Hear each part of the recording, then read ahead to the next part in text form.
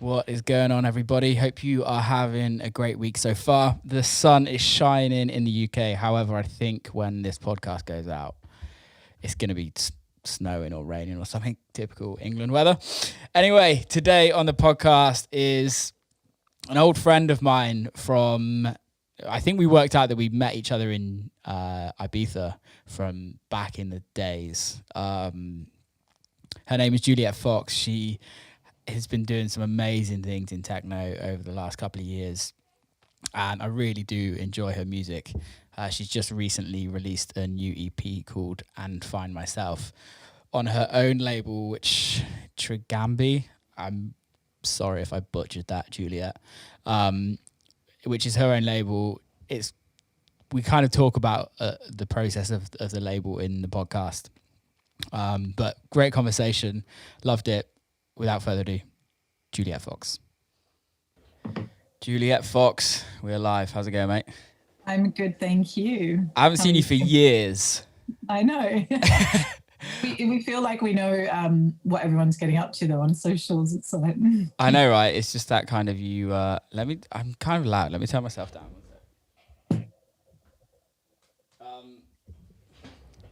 Yeah, it's like you just see kind of people like dotting around the world and kind of like starting new lives here, there, and everywhere, and just hoping that everyone's doing well. And yeah, it's kind of crazy times, right? Yeah, I know. Then I guess everyone's always mostly putting up like the best version of themselves as well. Oh yeah, no one's crying on Instagram. Maybe I should start that. I think it would just be literally like every DJ in the world just crying. Yeah. Every day. There'd be no pity or sympathy going out. Yeah, but hey, I guess things could be worse. No. We're not in a bad situation. What's with the Detroit Kung Fu Academy? I know poster? my previous housemate gave that to me. It's pretty cool. It's kind of like stuck around for a while now. It's dope. Yeah, I've not seen it before. Like, I've not seen anything like that. In my little setup. Where are you in the world right now? So in Berlin, in my studio, and it's my little den.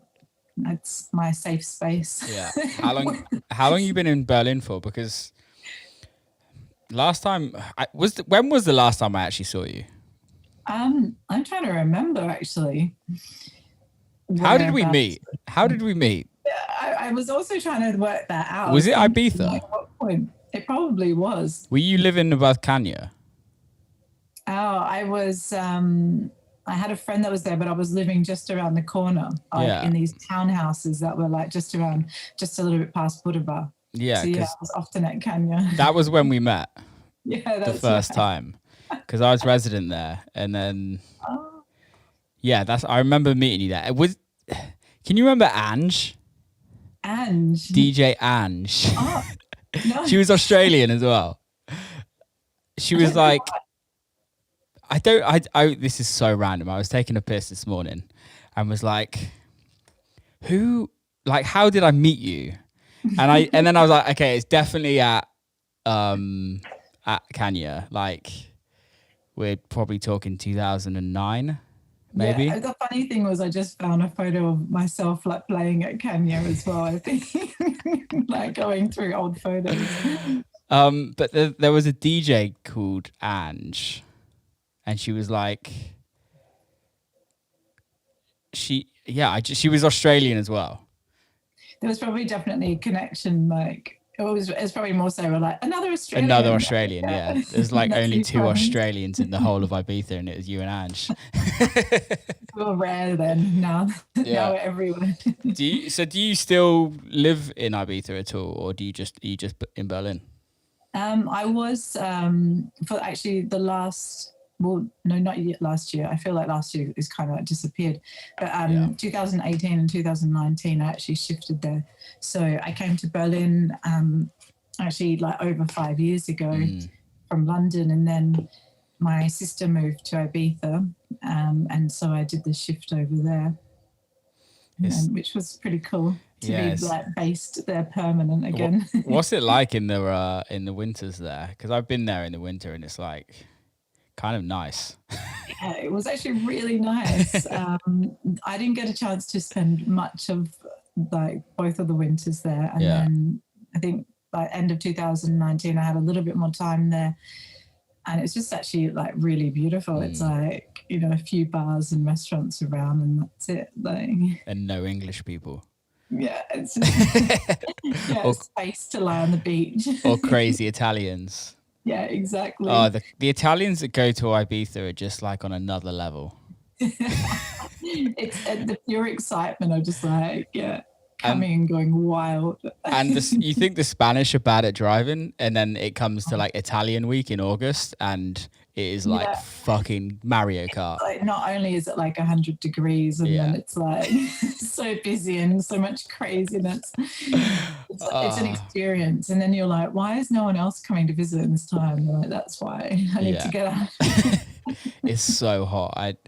It's funny. I remember doing the seasons, and like you're just praying for rain the whole summer. I know. Because you're always just so busy, or it's just always like I was just like always just on the go, and you're like, please just rain for like one day to like clear the air, and it just never does. And then you get stormy season in September, and you're like, this is heaven. And then it's disgustingly humid again. You're like, oh. It's just such a crazy experience, because I mean, the first time I went and spent like the summer there was 2010, and then it's like, when, you know, people come and complain about a few things, I'm like, hey, at least we've got internet now. And I mean, at least there are air conditionings available in some places now. I'm like, I remember what it was like. My first year was 2007. And we were still on dial-up internet. Yeah.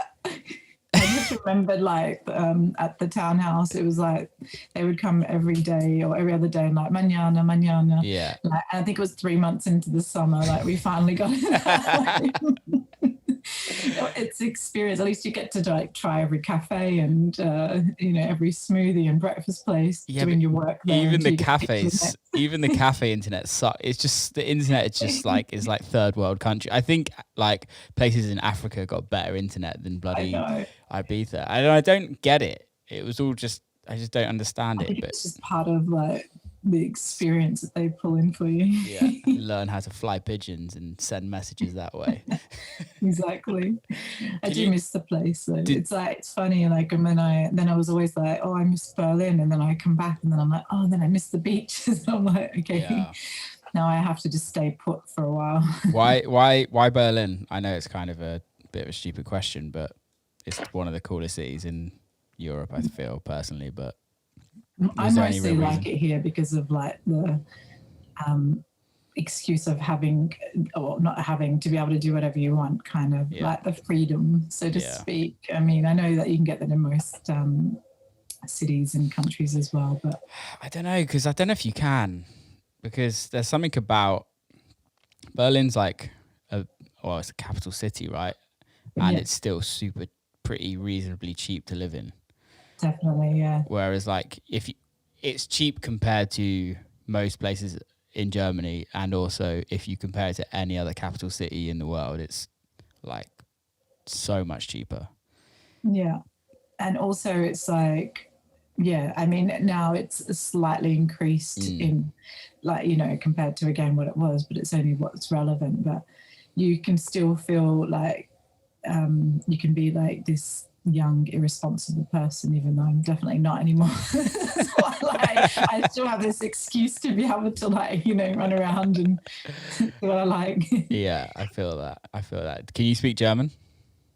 No, not Come on, how long you lived there? 5 years? It's my Spanish. Can you speak Spanish? I'm being Australian, like, this is the, you know, we have a language of our own. Yeah, I can't speak another language to save my life, so I'm just giving you shit because I moved to America. It's easy. Yeah, of course. So, I think now that's what I think. I'm like, oh, you know, maybe after here it'll be nice to be back in an English speaking place. Yeah, that's just me being lazy, though. No, pretty much everyone in Berlin speaks Spanish, speaks English, though, right? Probably as well. That's the thing. Everyone speaks like 5 languages except for me. Yeah, I was talking to a guy who was actually English the other day, and he he was like a what's it called, primary school teacher, and he'd like taught in the UK, Germany, Italy, and Spain, and could speak all the languages. And I'm like, how is your brain this good? I know, and then like switching between them all. Yeah, no, that's really cool. No, whereabouts in Berlin are you? I'm like, the flat is in Friedrichstein, and then where my studio is it's actually part of this. It's called the Gasworks. Okay. And it's across from Funkhaus. So it's like they've got studios over there, and where I am, basically it's like the studios have all been like converted over the last like few years, but it used to be where like all the workers from the gas station were living. So it's pretty cool. It's quite like rustic. Yeah, I like that. But then all being treated like all the rooms, and then you can kind of again do what you like to them. That's amazing. Do you know Jamie Anderson? Jamie, yeah, I do. Yeah, I did some work with him years ago in his studio in Berlin. And it was like the first time me going to Berlin. And I was like going down, like, have you been to a studio in the like bunker? No. So he's got, I don't know where his studios are, but it's in this, it's where Beatport offices are. Oh yeah, Riverside perhaps. Yeah, it's not Riverside. It's the ones like next to Riverside. Okay, yeah. He was like big in Riverside up and saying it's like these are like the famous ones that everyone has. But yeah, they were like, and I walked out. It was like, yeah, you just go into this like bunker and you're like, wow, this is ridiculous that there's studios down here, and they're all studios. It's not like you just don't get that anywhere else. No, that's what is so good about this. It's like, it's basically like a little community here, and I know they've got them in like different pockets around Berlin as well. Yeah, it's nice. Like, in fact, like the studios across the hall right now are having a rave, like, you know, so I think it just starts at any time of the day. They've got like a bit more of a common area with like the deck set up. So I'm like, that's cool. I can always knock on the door if I want to join. That's so cool. Yeah, it's like, you just don't get that anywhere else, I don't think. No, and that's the thing. I mean, I know there's some super nice studios, like say in London as well. I was even renting a studio in Ibiza, which was really nice as well. But it just happened to be a timing then where everyone like moved out, and it kind of over summertime there's perhaps like less people in there permanently as well, so you lose that atmosphere. No one wants to be sat inside studio. I did some studio. There's a studio in London that my mates work at, and it's called The Cube. Have you been there? It's kind of new.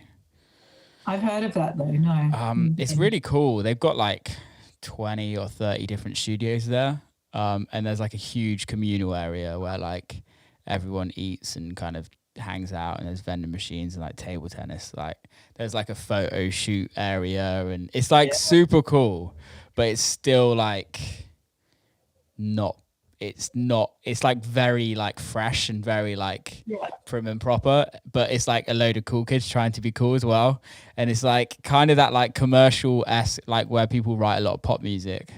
So you kind of don't get the grittiness that you would get in Berlin at all. Exactly. I know what you mean. And I've been to some places like that, or studios like that, where it's like everything's a bit too like clean, neat and tidy and clean. Yeah, clean. Exactly. Come on down to where I am. I'll show you. Yeah, table tennis, but it's outside in the garden. And the wind blows the ball. Always amazes me that how do people like play table tennis outside? Like the wind has to blow like the tiniest amount and your ball's just gone. Well, and that's such a thing in Berlin as well, where they've got these permanent like table tennis structures everywhere. I love it. The net's also concrete or metal, I can't remember exactly. Just some hard material. Yeah, that you can't remove. Yeah, I like it a lot because I like how they just reuse buildings. Like, well, I remember when I was there the first time, there was like an old apartment block that was like being done up by the government, but they hadn't started it. So the government allowed like artists to just go in and live in it and kind of do what they want. And it was like this like a fully abandoned apartment block, like six, 7 floors. And each floor was just like a different party and like different people kind of running it. It was just like, you just wouldn't get that anywhere. Maybe you would in other like, maybe like second world countries, that like have a little less laws, but anywhere else in Europe, you're just not going to get that. No, it's like this where it's like kind of encouraged. Yeah. Detroit, like where I live in Detroit, we can kind of get away with a little bit more than like the rest of the states. But it's still like now it's kind of getting locked down a lot, and police are slowly starting to like, well, they're employing more police. So like they actually care a little bit more. But yeah. Is that where you're based now in Detroit? When I'm in America, I've been in the UK since I've been in America in the UK since COVID. Okay, yeah, that's what I thought. It's like everyone's kind of like bouncing between places. Yeah, we're allowed to go. I was gonna go back, and then I was talking to like the person that does my visas, and she was like, "English people aren't allowed back in the UK in the US at this moment in time unless you go via Mexico for 2 weeks." And I'm like, I'm not going to go to Mexico for 2 weeks and then go to America for like no reason. I'm just going to stay at home. It's so much more complicated to get in. Yeah, it's just pointless. And I'm not going to Dubai like every other person in the world. I'm just like, it's just not for me. I tend to miss out. Normally I'm like, well, I know actually I never seem to be able to keep up with what's going on. And then I'm like, oh, I've missed that country. Oh, I've missed that one. I'm just going to wait until it's all back to normal. Have you just stayed in Berlin the whole time? I was going between London. Okay. I was between there and Berlin, but as of like January, and it was probably the smart move to do anyway. Like they pretty much we're closing up the borders anyway then. Are you guys going into another lockdown now?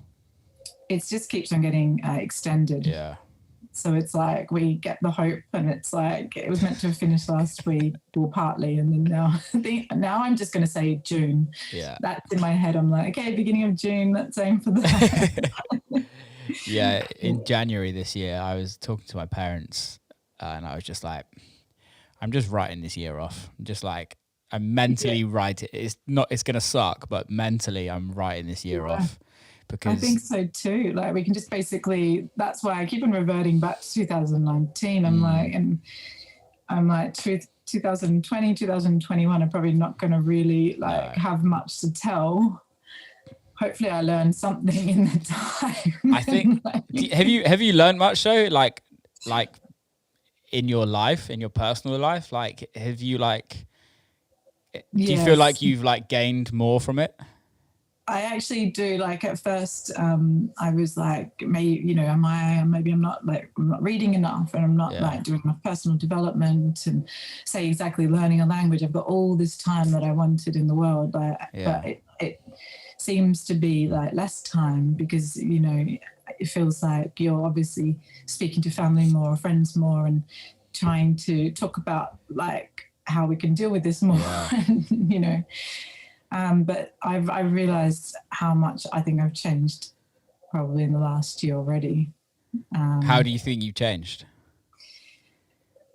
But then, I think I perhaps sometimes I go through waves and thinking like, oh, maybe I'm not, doing enough for myself. Yeah. And wanting to like voice my opinion, and then I go a bit reserved, and then I'm thinking, okay, calm down, there's no need to be so carried away with what I am, and let things just be as well. Yeah, it's tough. I feel sorry for my manager because I'm just like, what about this? What about that? What about this? What about that? And realistically, it's just like a mad 5 minutes in my head. I'm like, I should be doing this or I should be doing that. And then I'm just like, Will, just shut the fuck up. Like, just deal with it. There's nothing we can do. Not to. Yeah. Because you get these ideas and you think, oh, maybe I can go here or I can go there or do some ideas. But yeah, we've just resorted to releasing a shit ton of music this year. Like, it's really good. Just like non-stop. And I think Ryan, my manager, sent me like the schedule over like 2 days ago, and I was like, shit, dude, we're releasing fucking so much music.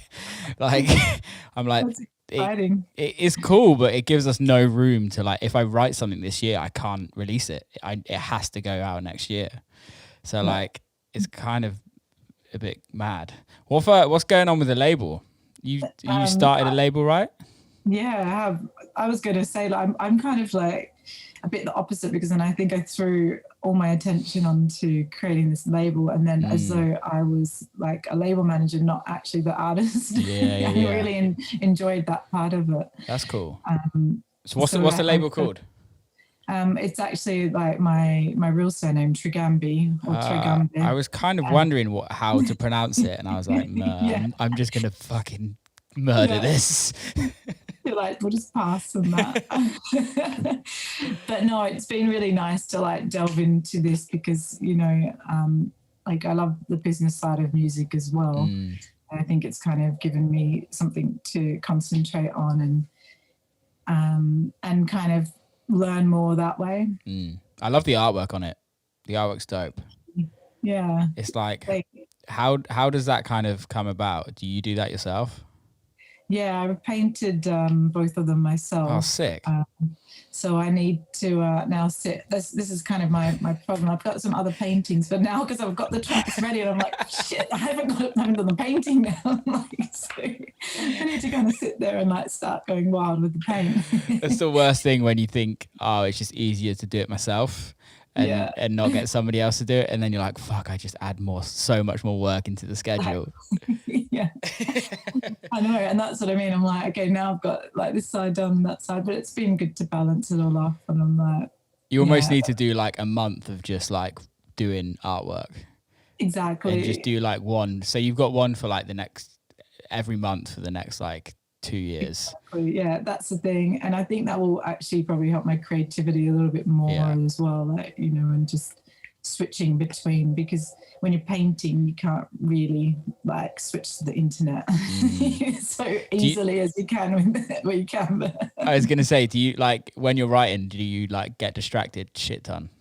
Yeah, I do. What by? That's why I'm better at like making music at nighttime. Oh, really? Like, but I try not to, like, you know, in the last say 6 months or so, I've really tried to stick to like a day routine, just for like mental health reason. No, not really for that. No, just to try and keep myself in like a good sleeping pattern. Well, realistically, we've all just become like 9-to-5ers, haven't we?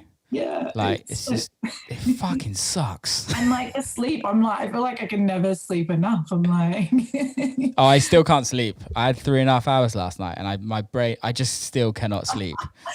I don't know what's going on with me, but it's not good. But the whole like 9-to-5 thing, like I was talking to a mate the other day, and like the reason why I do, or I don't know, I can't speak for you, but the reason why I do it is because I do this career is because I don't want to work a 9-to-5.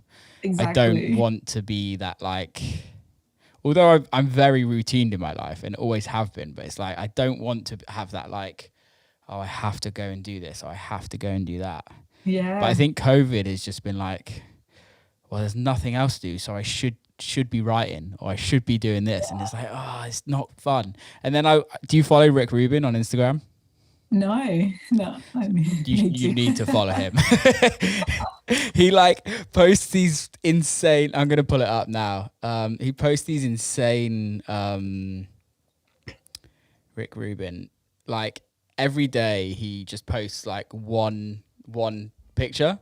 No way. And it's always like super inspirational, like, you know, the like cringeworthy inspirational Instagram things, quotes that we all follow now and again, and then we're like, why are we following these people? His are like genuinely really good. And this last one was like, time has less patience than it used to. And I'm like, wow. I'm like, I love you, Rick Rubin. You're like, oh, that makes so much sense. Yeah. But it doesn't. And then I'm like, oh, and then you, for 5 minutes, you're like, oh yes, I need to like control my life through Rick Rubin's inspirational Instagram. And then that's so good. And then it's like, actually, no, I forgot about that 10 minutes later, and I should be writing.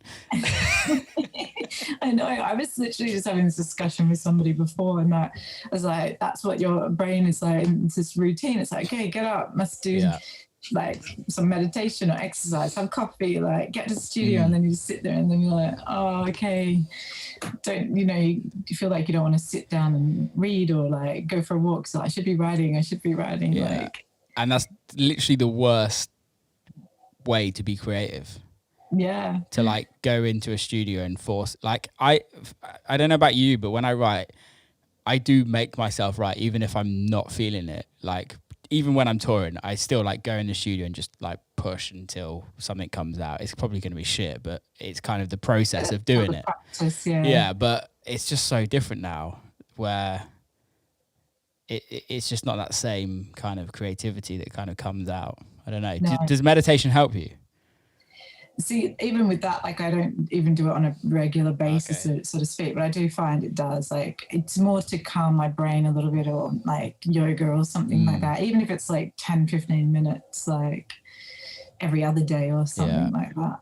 It really does reset me. I started doing this thing called Rumwad, which so one of my I train quite a bit. So and I built like a gym like in the garage, like next to me. So cool. over COVID. I'm like, I still have to train. And I've been training with a friend and he's like, dude, you're so unflexible. It's like, I can't even touch my toes. It's ridiculous. And he's like, you have to do like yoga or something like that.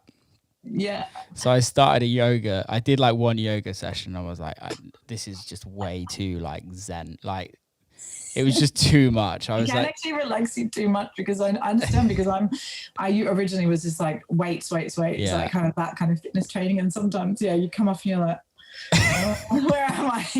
And the woman really annoyed me that did it. She was just like too American, and I was like, I can't deal with it. So a load of my friends do CrossFit, and they told me about this app called Rumwad, and it's like the CrossFit of stretching. So it's just like, it's like yoga, but without the zen side of it, without the like over the top kind of thing. I don't know how to explain it, but it's actually helped. I really appreciate it. That's why sometimes if I say, I do yoga, people like you do particularly get stereotyped, and I'm like, mine is actually more fitness yoga. It's to improve the flexibility core and and if you lived in California, you have to do yoga. It's kind of part of the law. Exactly, eat avocados and go to yoga every day. That's pretty much what they do. I remember that when I was actually going to States, like for quite some time, like, and people would always ask, like, at the security, it was like, "What are you here for?" I was like, "Yoga course." I was like, and I think I was carrying my yoga mat with me anyway at the time. It's like, well, that's believable. Oh yeah, was that before like having a visa or anything like that? That's so good. That's so good. Yeah, it's okay. I have my visa now. Well, not anymore, but it's expired. Yeah. I think of good ways to get in. That's a very good one. And I guess your real name isn't your DJ name. No, exactly. So it's not anywhere as well. Like you don't talk about your real surname. So that's great. That's it. But I mean, now it might be linked now with my label, but at least, in the last 4 years, I was coming through legally. It's okay. We've all done it. It. Oh, need to do things. Oh, wait. Did you know Molly? Molly in Ibiza. In Ibiza. Oh, now I'm trying to think. Molly, she was an American girl. She's like super dark techno. Yes, I do. That's how we know each other. Yeah. But I remember it was also through a friend. Like a friend of a friend. Oh, so you weren't like best of buddies? No, it wasn't close with her. But what's her name? I forgot. Molly. We hung out loads in America. Molly Goldberg. Wow, what a Jewish name. With the crazy energy, yeah. She lives in Berlin. Does she? Yeah, she was. I'll have to have a look. She's like. I can't even remember. She made some wicked music. Molly, I can't. Molly, her name's not going to be down as Molly Goldberg, and if I put Molly Goldberg in, I might sing some other kind of in Instagram, it's going to be like just everyone in America. Yeah, everyone. Oh, well, let me see. I'm fine. It's so Molly Moles Goldberg. I got a text there and be like, yo. But boy, how times have changed in between all of that. It's funny because, like, say, even with the whole pandemic situation, like, I was really probably burning myself out like a lot. I mean, like 2019, even into like March, like I was going like crazy. Yeah. And I was like, always like, yeah, I'd love to just have, but it's like, as soon as you're given this time off, like, it's not really what it's like when you're told to have it, you don't want to have it. Yeah. It's just that typical, like, it's almost like that teenager thing, isn't it? That's what I mean. I'm like that. As soon as it's like they're told not to do something, I'm like, well, we're just a bunch of kids. Just like, yeah. No, it is tough, isn't it? Because it's when, I guess we're super lucky with what we do, right? So not many people in this world can be like, I absolutely love what I do. Yeah. And most people, when they're told you don't have to go to work for the next year, a lot of people are going to be like, sick. Like, sweet, let's roll on. But when you love what you do, it's like, what the fuck am I going to do? I know, because it's like, obviously writing music is like part of it, but sharing it and then playing to people and being social, that's like probably even stronger. I mean, I was a DJ before I was a producer, but then obviously I learned to love that creative side of it as well. So yeah. How did you start the producing side? Because I think when we first met, I don't know if you were writing at the time. I don't think I would have been. No. I mean, I think I started to play around on Ableton a little bit, but I was never like really passionate about it. I did it again because I kind of felt like, oh, I should, but then it would go from opening up like Ableton sometimes for like 2 or 3 months to the next, which was really silly. No. I think I was like more interested in going to like the clubs and turning and everything else. But then I actually was like, okay, no, like I want to be able to play my own music, especially when I'm going. And then you realize how important it is, because that's what people want to hear. And then it's like your music, not just you playing others. And then I, you know, touring and traveling a lot, like you said, like even when you're on the road, like I found actually I wrote the best ideas, and it kind of led to that, like, and having this little love for this thing on a computer, like, you know, a program to be able to express yourself when it's, oh man, I miss it so much. It's like this month is like, it's been all right the whole time, but this month has just like hit me, like struggled massively. I'm like, this shit needs to change. Yeah, I think the worst is because it's like, not only was it winter and that's like tough enough, but it's like you get told that by this month and this month and this month, and it's like, okay, here we go, just get up and go again. In the UK, we're kind of as of Monday we started opening things up, which it's going to be interesting to see how it goes. But that's exciting though. At least like every country can like look at the next one and see, and then hopefully they follow. Well, I think this is the thing, is like everyone in their own country just hates their government, because it's just like, and this is what cracks me up, is like, because obviously like in the jobs that we do, we've got friends all over the world.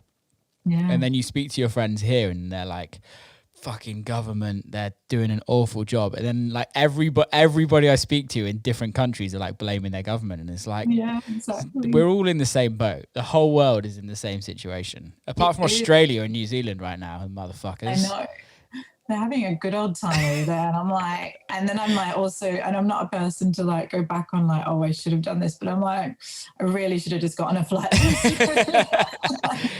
I'm like, why was I thinking that I should stay here for winter? Yeah, that's rough. Do you still have family over there? Yeah, like my parents are there, like all my family's there. Whereabouts? Between Adelaide and Melbourne. Okay. And Adelaide is a wild place. Yeah. That's a weird. It's a strange place. It's good for like beaches and wine. I've played like a bunch of shows there, and every time I'm like, what am I doing here? Like, why am I here? That's why I laugh, because I'm like, that's where I grew up, and I was like, that's why I had to get out of this straight away. I was like, I've done everything I need to do in the city. Yeah. Australia is a interesting place for house music in general. Yeah, it really is. Or just for music generally. It's just like quite, I mean, I used to always say it was quite behind, but now it's definitely caught up with music and everything like that. But then they've just created their own styles as well. Yeah, it's wild because you get like artists that are just so big in Australia that aren't big anywhere else. And you'll see them play in Australia and they're like sell tens of thousands of tickets. And then they come... like no one knows who they are like anywhere else.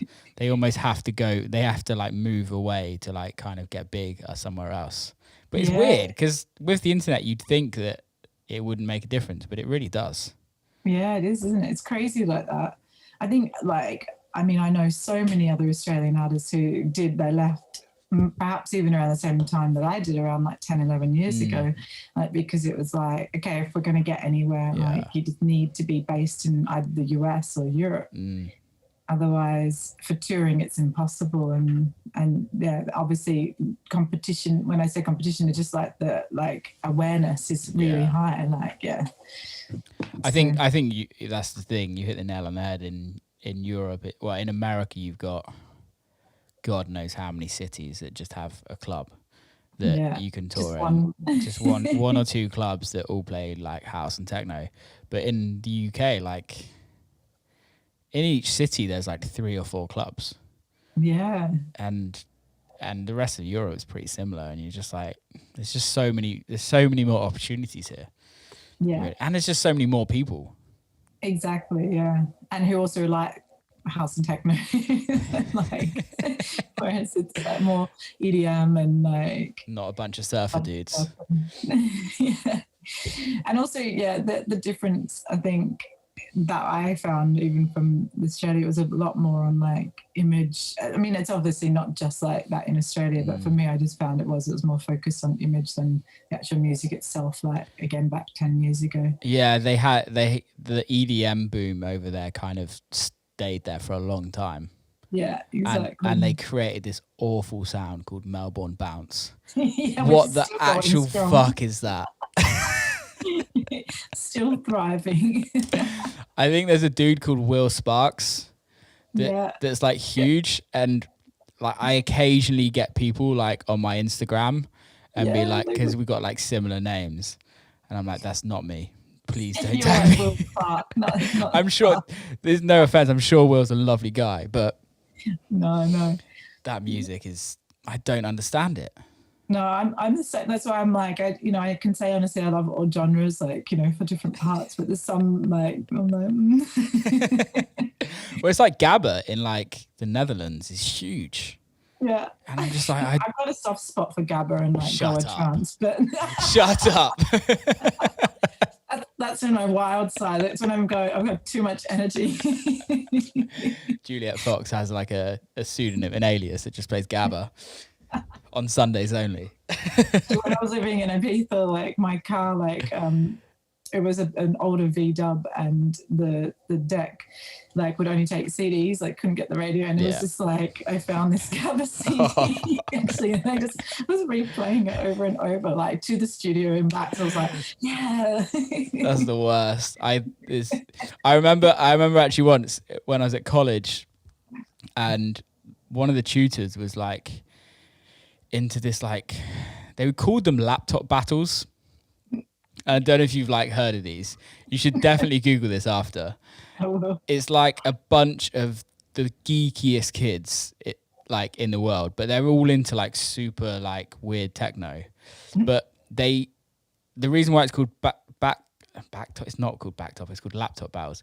They make like, do you know the Mac OS X kind of, where you can kind of create your own patches and things like that. So it's literally these dudes who create their own patches and just like button bash and make music on the spot by like pressing buttons on their keypad. So they've created it into like a controller. It is fucking so geeky. But I remember one of my tutor colleges was into that, and he'd like always talk about it. And I think I went out, I was like 17 years old in Bristol, and went to this, I can't remember, the Arc it was called, I think. And for some reason, like, it was the only place I could get into with like fake ID. and it was like a psy-trance night, and he was in there like proper going for it. His laptop. Yeah.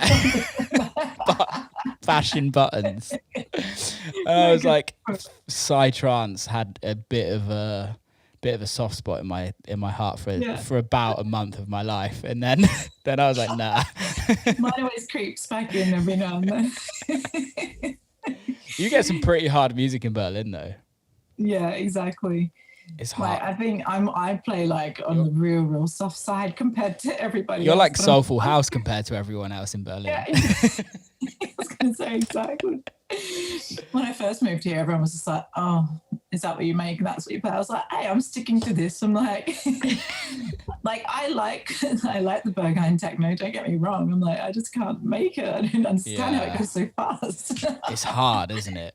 I was like, my head would probably blow off in the studio if I was making that. Yeah, it's really hard. My roommate in Detroit, he makes stuff like that. Plays in like Tresor occasionally and stuff in Berlin, and like I have a studio upstairs and he has one in the basement, of course, because like it kind of fits with his music that he kind of has to, but just back in the basement where you belong. And it was just like his production is unbelievable, and I'm just like, I don't know how you do that, but it's hard, mate. Like, it's really hard.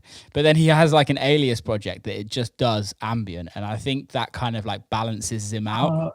Like the complete opposite. It's yeah, like and then it's like just everybody pads. just like turns off all the bass and the kicks. And like, chill.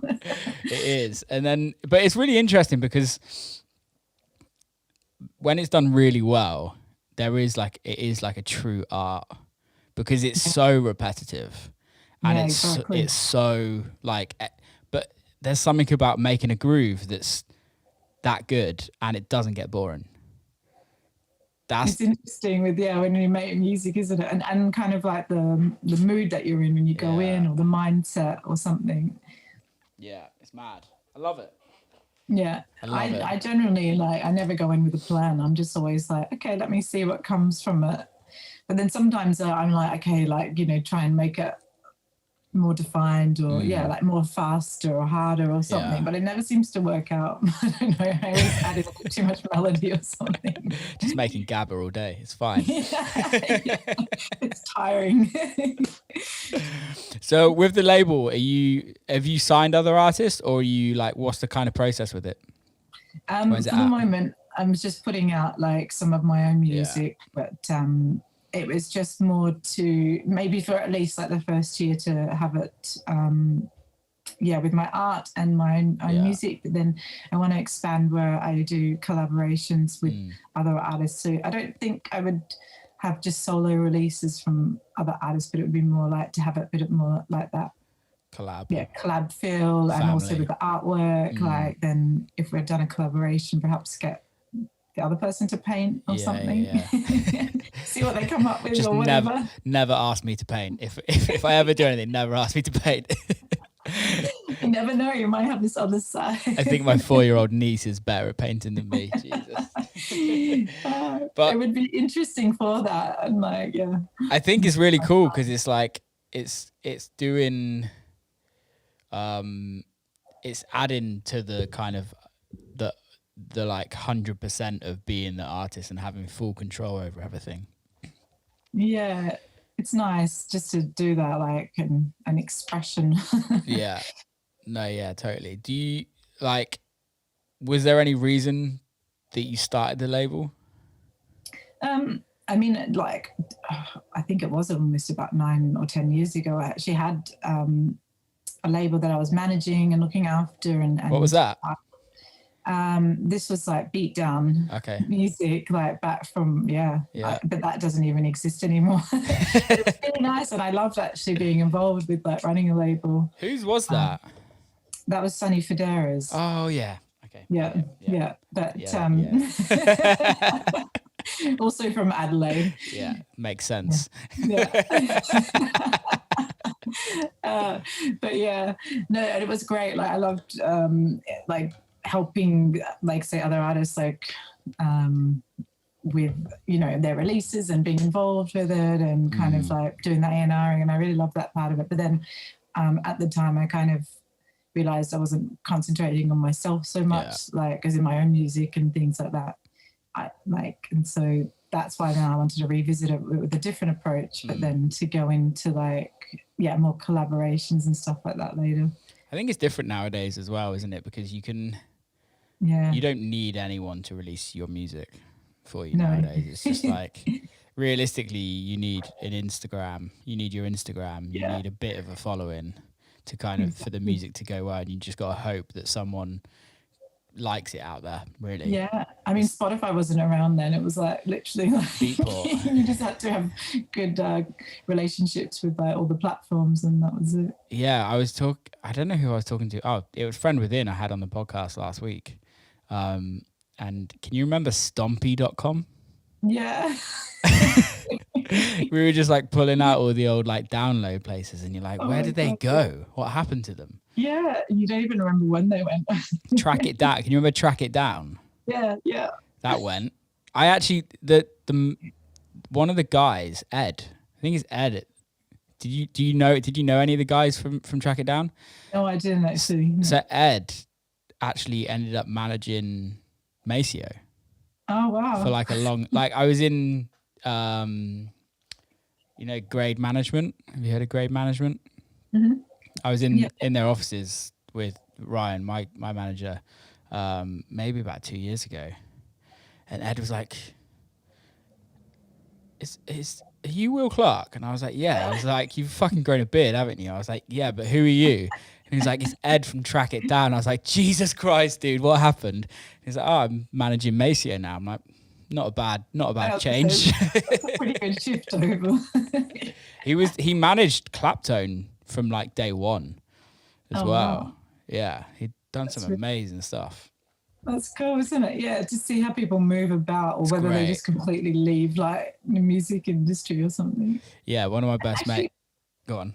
No, I was going to say, I think that's probably what we're missing now. Like, you know, you've kind of just said, because you're not really interacting, you know, you're not meeting anyone in a back room, like, or a green room. Like, it's true, isn't it? It's what I was saying the other day. It's like, that's why I kind of started this, is even in the green rooms, you don't really get to have a proper conversation.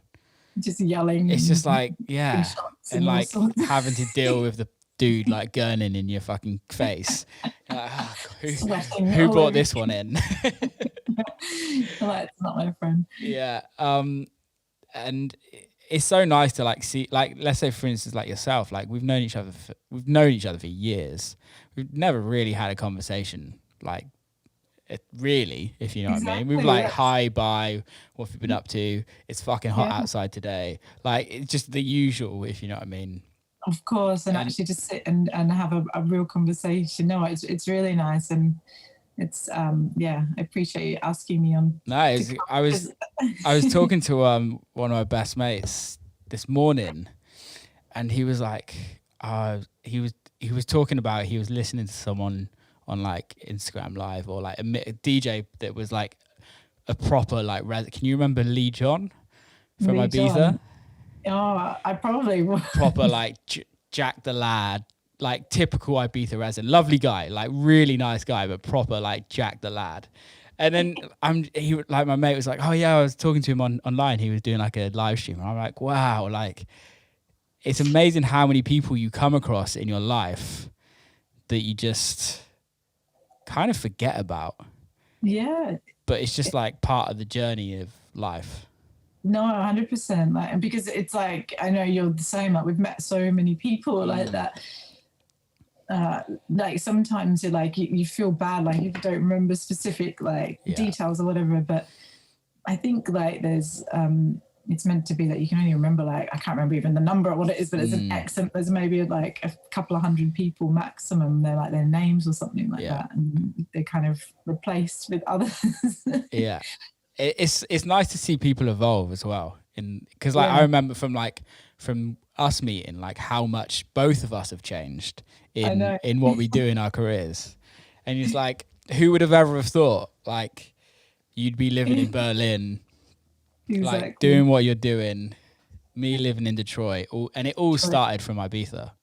Yeah, and Detroit is such an amazing city as well. Like, have you been there? I went once for movement. Oh, okay. Did you play?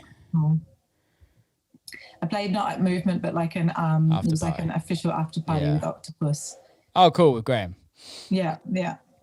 Which one was that? I'm trying to think. Was it 2018? 18, yeah. My best mate was taking the photos of that night. Oh, really? Yeah. Oh my God, that would have been pretty of me. It was like in some really, really dark basement, and definitely been partying like for quite some time. And I had to use the Model 1 mixer for the first time. I never had. I was like, oh, okay, here we go. I've still never used it. Is it any good? I actually really like it. Yeah. I haven't used it. Yeah, it's cool. I'm not cool enough yet for it to like be in like clubs that I play at. I know, yeah, I just seem to like get a hold of it like randomly and for short times, and then I'm like, and it goes on. But it is funny when you're on beforehand someone and they've got this like extensive radio, and I'm just like, oh, I don't fucking know what to do with this. Like, can I just press and it will go again? Can I just press sync? Just sort me out. Move it off. Yeah, definitely. Yeah, boy, when those times come again, it's like, I mean, I must say, like, what's like really helped though is, as much as everyone I think perhaps was like with live streams and blah blah blah, like that's probably taught me a lot. Have you done much live stream?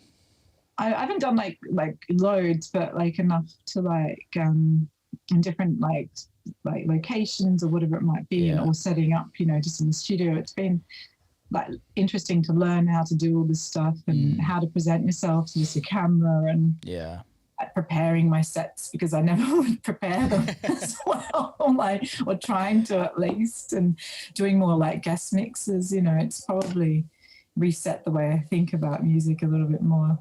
I haven't done a live stream, but I was thinking about that this morning, and where you're not reading a crowd.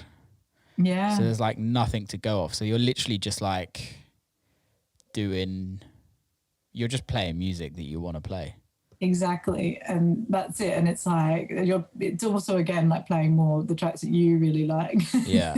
Only. Yeah, definitely. Yeah, I guess it's kind of good.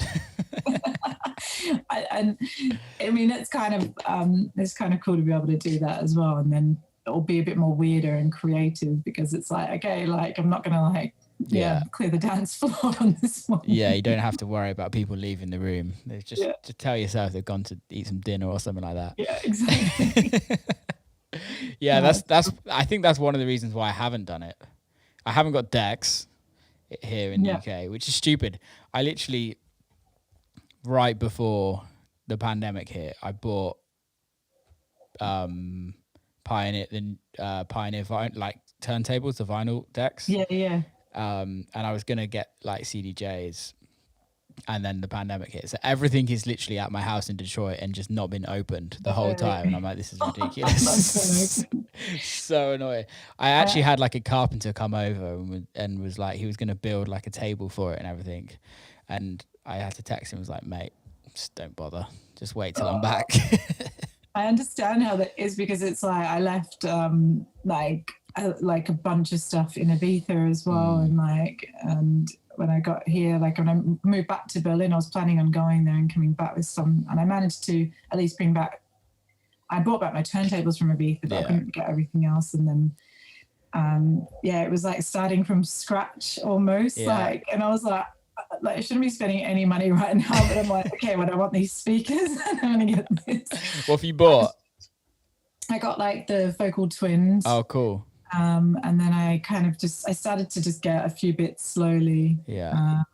I got given the Denon players, which like it's pretty cool to use actually. Like they're like, it's nice to have those. And then I got my turntables at home, but I'm like, it's taken me only up until like recently to really get like both of them set up in all this time. So I'm like, okay, I'm ready now. I really like what that whore company is doing. Have you done that yet? I played just late last year for the first time, and I loved it. It's just something like really special about like well, it's only small, like a small little area, but it's just got energy in there. Is it like an old toilet or something? Yeah, I think it's just like a bathroom with this green lighting. Is it in someone's house or is it just random? It's like there's no like flat wall. I don't think it's part of anyone's place, but there's just like a normal kind of apartment block, and then there's like a restaurant next to it which wasn't closed. Sorry, it was closed. I should say, it wasn't open when I went there, but it was like on the entrance to it. It's like just a normal flat. So really? like a few of us were standing out there drinking, and we're like, we shouldn't be this because people are just walking in and out to go into their own flat. No way. So people live next door to it? Yeah, I think people must live upstairs. And I bet they hate them. So whether they rented out just that flat to use for their own like office space, and then the bathroom, or whether it was just they took over just the bathroom, maybe. It's great either way. Can I rent your bathroom, please? It's a cool bathroom. Put it that way. It's fucking cool. Exactly. But again, you can only get away with doing things like that in certain cities. Because you need the amount of artists to like be in that city to go and do it. Yeah, and I mean, and the people like there's a list, I should say, not the people, but like it's like the waiting list is probably huge, you know, and I'm sure it is. I think it's like at least 2 or 3 months in advance like program. And half the people on the program, like I'm not cool enough to know who the fuck they are. I'm like, whose cousin? And like the reach is like huge on YouTube for some people, and I'm like, I've never seen or heard that person. I'm like, but obviously like the music's really cool and it appeals. So they've kind of got this like amazing niche where it's super cool, but they've made super cool but super commercial. And I don't mean that that's not in a disrespectful way. It's just like they've made something so cool that everyone wants to be a part of it, but they keep to their like morals. They don't start putting bigger people on to make it bigger.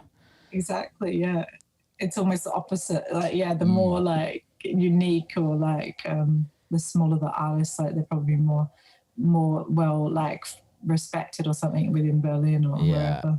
It's mad. It's cool. I'd love to be able to do I'd love to be able to do a project like that that's like super unique. Do you think it's going to survive after? I think it still will carry on because it was already like running like say before. Oh, was it? Yeah. I didn't know that. It's just been something which has been like a main go-to, which is great. Love it. It's funny because I always think of this as well myself, and I'm like, but then like you really have to dedicate yourself to just like that. Yeah. And I know the guys that work there they're like kind of non-stop, so it's a full-time job, isn't it? At the end of the day, it's like if you like when I asked you about signing people to the label, it's like that is a full-time job. The minute you start signing people to the label, and that's why I haven't signed anyone to mine yet. Is like there's so much responsibility behind releasing other people's art. You're just like and making sure that they're like positioned well and like the support and everything like that. And you would feel bad if anything wasn't right. And you just like especially being like an artist as well, you kind of want to make it even better for them, the experience. You want to make that experience like, oh my God, like Juliet's label fucking slams, and it's like an amazing time to just like be part of it. But I think that's where like things like Whore and like Boiler Room even started it like years ago. They create something that people just want to be a part of, and it's just so organic. Exactly. But I feel like you have to kind of have a bit of a crew. Have to be part of like a bit of like have like a cool community around you. Cool crew. Yeah. The cool cats. Yeah. Definitely. I'm like, that's not me. Definitely me too. Somebody help me. Yeah, I'll leave that to the cool kids. What have you got coming up music wise? So far actually just still on my own label. This is where I'm at now. I really need to like literally kind of lock myself away after not so much after the Easter break, but more so I'll probably relax a little bit over this time and then get back to actually writing some music for other labels. Nice. But it's interesting though, now that I've started just to go into my own label, that's all I can kind of think about doing and releasing on right now. But I know that's probably not the best way to do it. I don't know. I think there's like two arguments against it, right? Like I'm releasing, for me, I'm releasing on other labels because the music that I'm signing to those labels, I wouldn't release on my record label, if that makes sense. Yeah. But I feel, and also I'm releasing on labels that are mates that I like have a real good relationship with, and that I know it's like more than just the music. I've kind of gone past the point of like trying to sign records to labels for like, I guess it's for like career gains. Yeah. Because I'm just like, I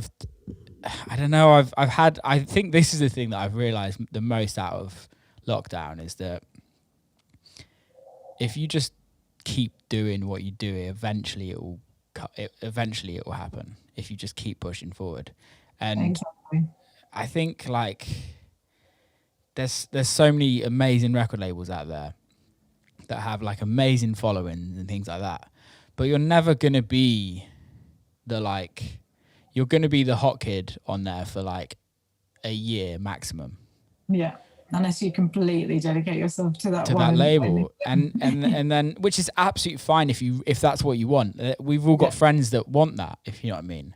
Yeah. For me, I don't want that. I don't want to be, and it's not even about being at the top. It's just about being able to control what I put out and when I put it out. Yeah. No, I feel the same. I think it's just perhaps also after quite some time of doing that and being, like, say, in the industry and releasing and that, then you get to this point where you're like, actually, I want to do it more because I'm passionate about the music. Yeah. Yeah. Definitely. Right, let's wrap this motherfucker up. We've just done an hour. Nice one. Yeah. How can people follow you and listen to your music, etc., etc.? Well, probably can go straight onto my website, which is www.julietfox.com. And I've got to ask this, and you've probably been asked this a million times, so I never ask this, but where did the Fox come from your surname? Like, the Fox was actually because people always like give me this kind of a nickname, like, it's more of like it's more of a running joke of this female kind of fox, and then it led into that, and then I was like, yeah, Fox will do. I was like, that's a cool name. It's like it's cool. I dig it. That's fine. Sorry, carry on with the plug. But now, like, also the fact that my real surname is quite hard to pronounce, so makes it easier. Yeah, you definitely got an easier name. But yeah, just on the website or anywhere, all my socials are like DJ Juliet Fox. Sweet. Like at. Sweet. Well, thanks so much for coming on. When I'm in Berlin, let's catch up and grab some food. It'd be amazing. Oh, sounds good. It'd be good. Keep safe and see you soon. Thank you. We'll see you. Bye. And that's a wrap. Hope you enjoyed it. I would absolutely love it if you could go share it, give us a comment, give us a rating. Make sure you subscribe. And you don't have to if you don't want to. Keep safe. See you next time.